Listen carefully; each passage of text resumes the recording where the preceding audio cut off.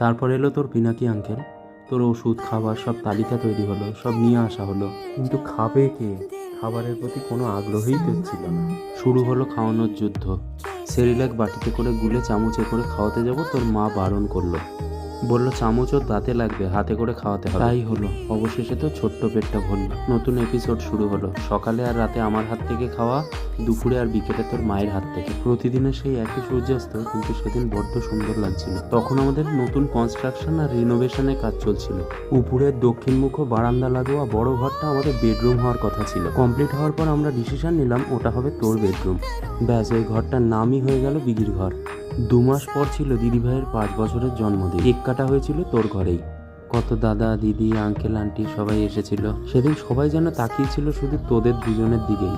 তোরা দুজনেই ছিলিস সেই প্রোগ্রামটার পুরো সেন্টার অফ অ্যাট্রাকশন। সেদিন বুঝতে পেরেছিলাম তুই শুধু কিউট নয়, তোর পার্সোনালিটিটাই আলাদা।